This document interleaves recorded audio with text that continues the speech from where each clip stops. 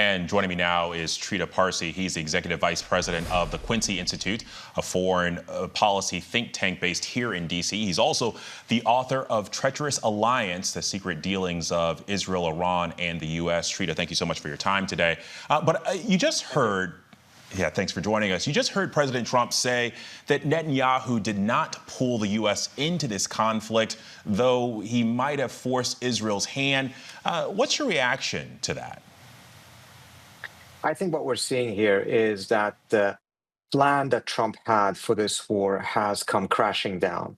He, I think, had the expectation that after taking out the Iranian supreme leader on Saturday, that the Iranians essentially would have a regime implosion, and by Sunday evening, he would be able to declare victory long before the markets open on Monday morning. That plan, I think, was never likely to succeed. We're now in a completely different situation in which increasingly the Iranians are the ones that are determining the geography of this war, the length and the scope of this war. And as a result, Trump is now struggling to come up with the most convincing justifications for this decision, the most convincing goals for this decision to go to war. And in that comes then obviously these inconvenient questions about how this decision came about in the first place and what was the role of the Israelis. What Marco Rubio said creates a significant problem for the administration because it reveals that they allowed Israel to determine when the United States would be at war. Even though Israel's actions would put U.S. troops at risk, instead of saying no to Israel, the United States decided to go for war, which means that this was not the option of last resort, but that there were other ways that this war could have been prevented and that U.S. servicemen and women's lives could have been saved. Well, and kind of pointing out those order of operations, if you will, I want to get back to your book because really it studied the relationship between these three countries, the U.S., Iran, and Israel from 1948 until now. I'm curious, what stands out to you most about these shifting dynamics?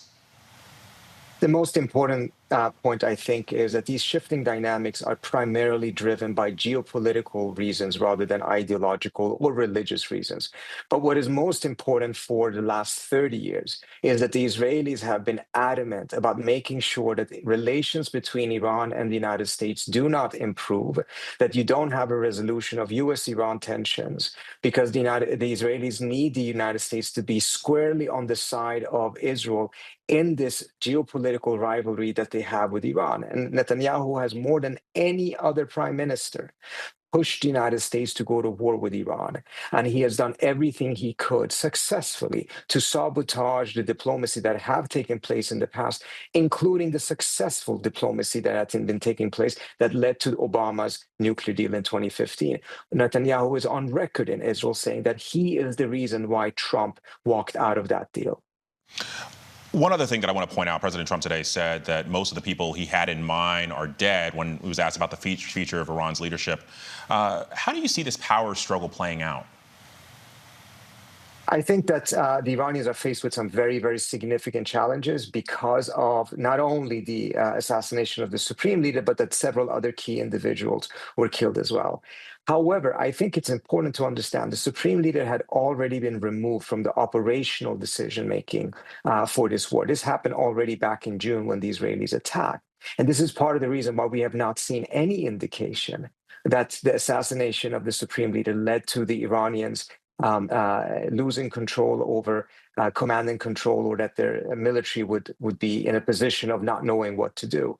So while it definitely creates significant problems for the theocracy, it has not and probably will not have a profound impact on the war making at this point, which is, of course, the key issue for the Trump administration. All right, Trita Parsi for us. Thank you so much. Thank you for having me.